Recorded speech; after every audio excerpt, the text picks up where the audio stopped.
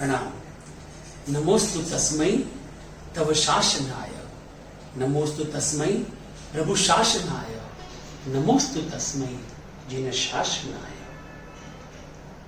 आज से 2576 वर्ष पूर्व चरम तीर्थाधिपति परमात्मा महावीर प्रभु को रज्वालिका नदी के किनारे शाल वृक्ष के नीचे अद्भुत अद्वितीय केवल ज्ञान की प्राप्ति हुई। जैसे ही केवल ज्ञान की प्राप्ति होती है, हजारों नहीं करोड़ों देवी देवता परमात्मा की सेवा के अंदर हाजिरा हजूर हो जाते हैं, समोसरण की रचना करते हैं और परमात्मा पूर्वाभिमुख बैठ करके देशना देते हैं। एक आश्चर्यचकित घटना इस अवसर पर निकाल के अंदर संपन्न हुई कि परमात्मा प्रभु वीर की देशना प्रथम देशना निष्फल गई और दूसरे दिन वैशाख सुदी 11 के दिन समोसरण पर बैठ करके परमात्मा ने जैसे ही देशना प्रारंभ की और इंद्रभूति गौतम आदि 4400 ब्राह्मणों को परमात्मा ने दीक्षा अंगीकार करवाई और वहां पर गौतम स्वामी ने परमात्मा से पूछा किम तत्तम। परमात्मा ने वहां पर 3 शब्द उनको दिए, उपनैवा, वेगमैवा, धुवैवा।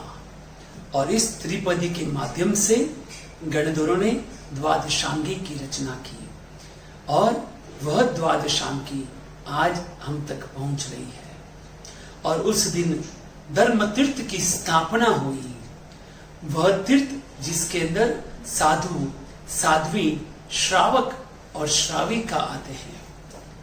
कहते हैं ना कि अगर हमें यहां से दिल्ली जाना हो, चेन्नई से अगर दिल्ली जाना हो तो उसे कहते हैं चेन्नई दिल्ली मार्ग। अगर यहां से मुंबई जाना हो तो उसे कहते हैं चेन्नई मुंबई मार्ग। और अगर बेंगलोर जाना हो तो उसे कहते हैं चेन्नई बेंगलोर मार्ग। उसी तरह से हम सबको यहां से जाना कहां पर है?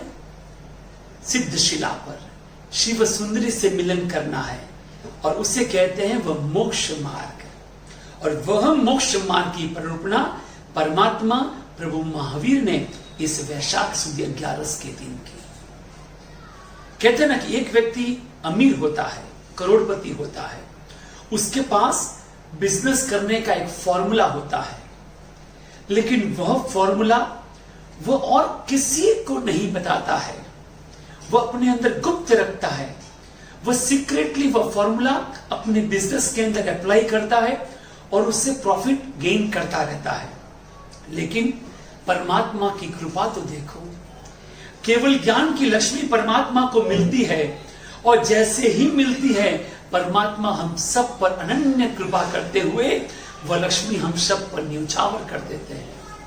जिस मार्ग पर चल करके, जिस रास्ते से चल करके परमात्मा उस मंजिल तक पहुंचे, मोक्ष तक पहुंचे, सिद्धशिला तक पहुंचे, केवल ज्ञान की प्राप्ति होने तक की जो दूरी परमात्मा ने तय की, वह रास्ता, वह मार्ग, वह नेशनल हाईवे हम सबको परमात्मा वीर ने बताया।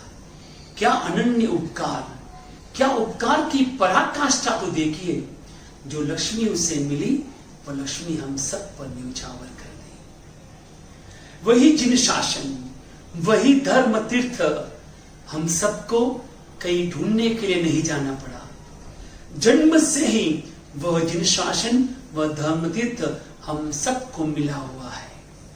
लेकिन हम और आपने सबको उस धर्म तीर्थ को समझने का प्रयत्न नहीं किया।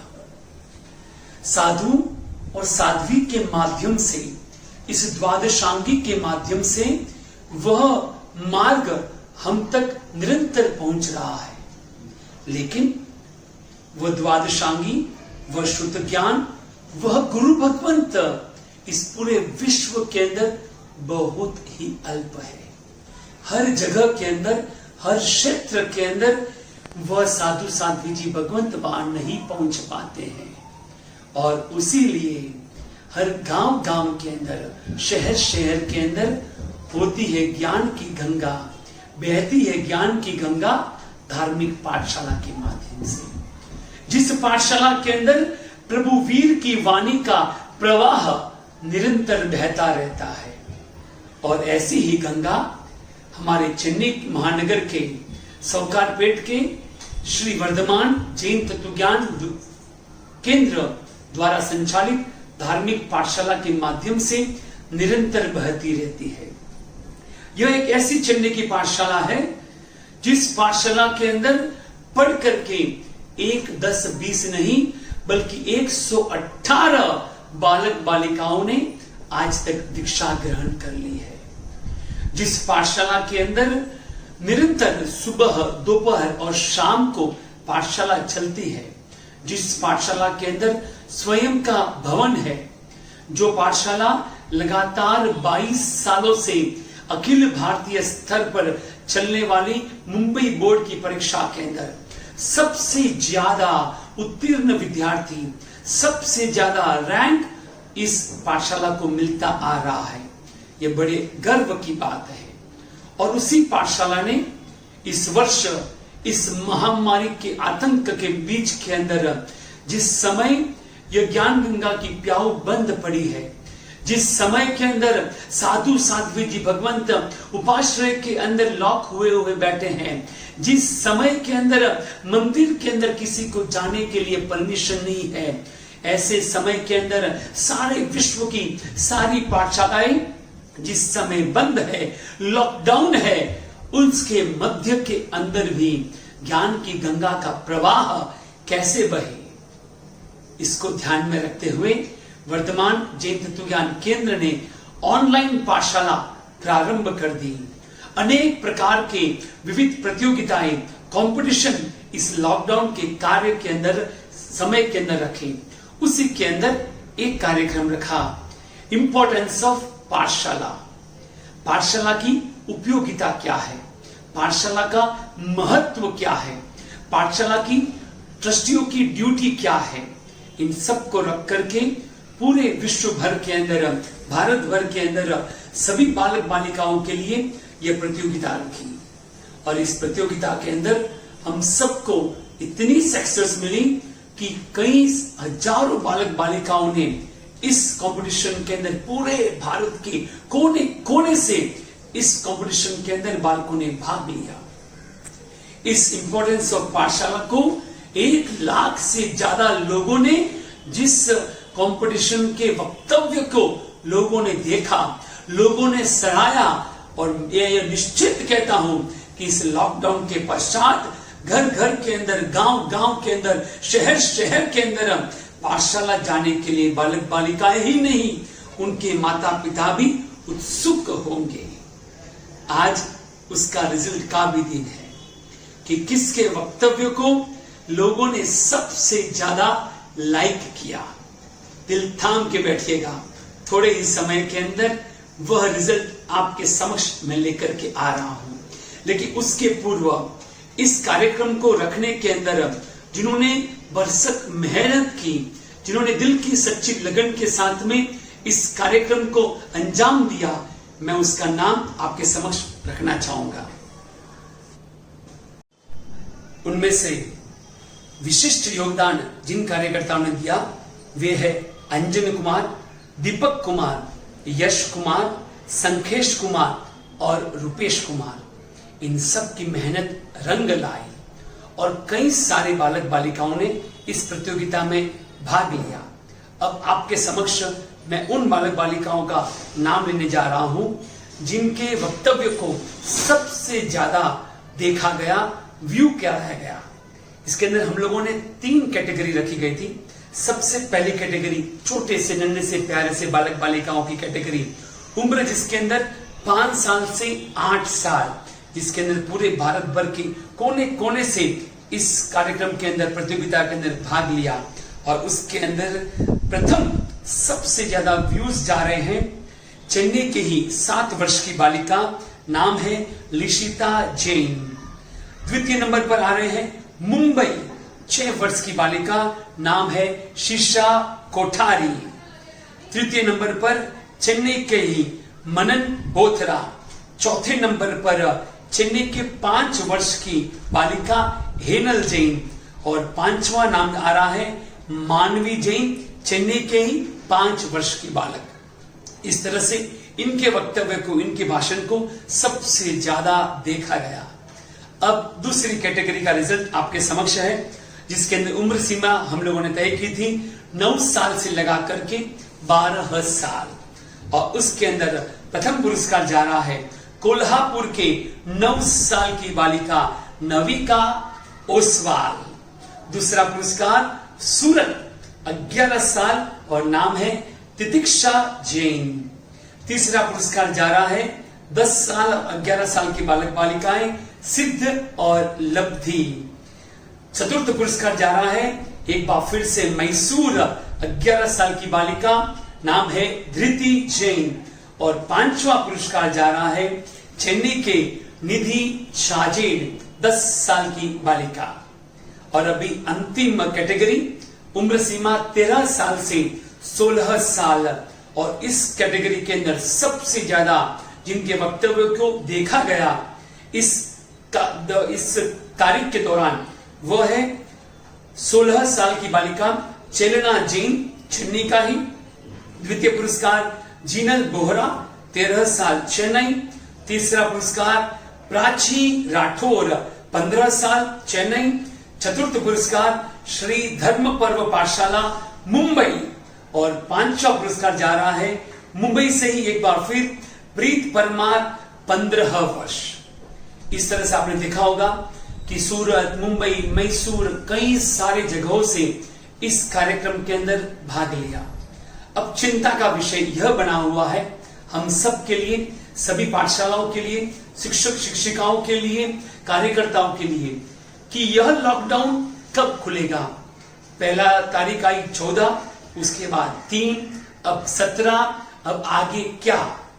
लेकिन अगर खुलने के बाद भी सभी माता पिता, सभी पेरेंट्स, सभी गार्डियन अपने बालकों को पाठशाला में भेजने से थोड़े समय के लिए इतराएंगे, नहीं भेजेंगे, सोशल डिस्टेंस को मेंटेन करेंगे, और उस समय कितना होगा, कितने महीनों तक चलेगा, तब तक जिस पाठशाला के अंदर बच्चे पढ़ते थे उनका जो लय, उनका रिवीजन, उनकी हालत क्या होगी, यह गंभीर विषय हम सब के लिए बना हुआ है।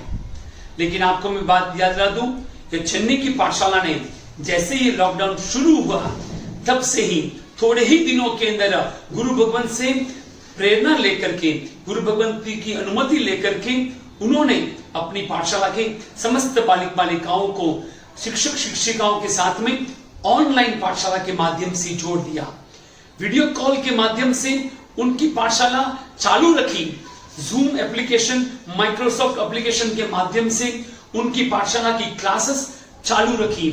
रविवार या जिस तरह से कार्यक्रम होते थे उसी के भांति painting competition, speech competition, rangoli प्रतियोगिता आदि अनेक विध प्रतियोगिताएं घर बैठे उनको करने के लिए दे दी, ताकि बच्चे अपने जो समय है, जो पूरा दिन इस पोगो के अंदर, इसके अंदर बिताते हैं, उसके बीच में से 1-2 घंटे अपने माता पिता के साथ में धार्मिक अध्ययन करने के अंदर, धार्मिक कार्यक्रमों के अंदर वह बिताए।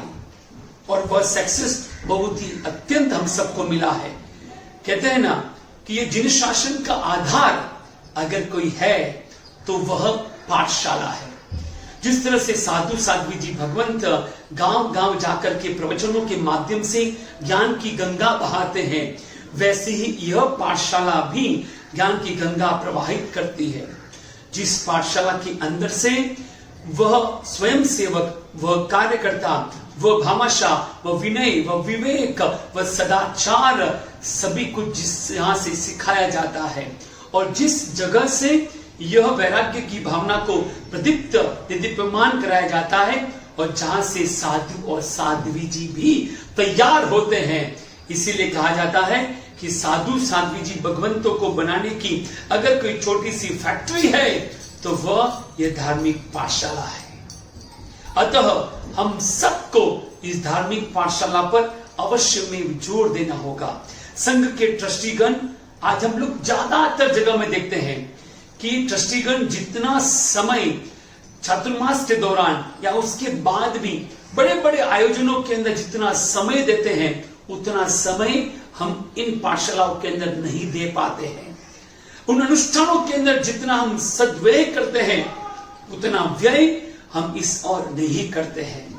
अगर नींव मजबूत नहीं होगी ना, तो उसके ऊपर की मंजिल भी मजबूत नहीं होगी, और अगर नींव मजबूत होगी तो उसके ऊपर बनने वाला भवन भी उतना ही मजबूत होगा। इसलिए आज मैं कहना चाहूंगा सभी स्तर ट्रस्टीगणों से, क्योंकि परमात्मा हम सबकी पहली पसंद है, मंदिर हम सबकी पहली पसंद है, लेकिन मंदिर में जाने वाले को हम तैयार करवाने होंगे। उपाश्रय के अंदर गुरु भगवंतों के पास जाने वाले को हमको तैयार करवाना होगा। प्रवचनों में बैठने के लिए उन श्रावक श्राविकाओं को हमको तैयार करवाना होगा।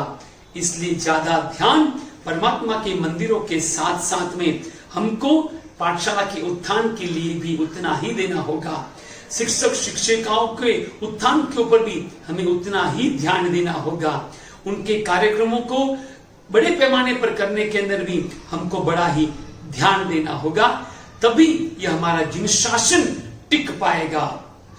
अतएव एक बार फिर से मैं समस्त भारत भर के पाठशाला के कार्यकर्ताओं से, शिक्षक शिक्षिकाओं से निवेदन करूंगा, इस लॉकडाउन के पीरियड के अंदर आप भी अपने अपने गांव के अंदर, अपने अपने शहरों के अंदर गुरु भगवंतों से प्रेरणा लेकर के अवश्य आप जल्द से जल्द ऑनलाइन पाठशाला, वीडियो कॉल पाठशाला प्रारंभ करें, ताकि वह बच्चा, वह विद्यार्थी पाठशाला से जुड़ा हुआ रहे। उपाध्याय यशोजी जी महाराजा कहते हैं, प्रभु तुझ शासन अति भलू, नहीं कोई तस सरीख हो।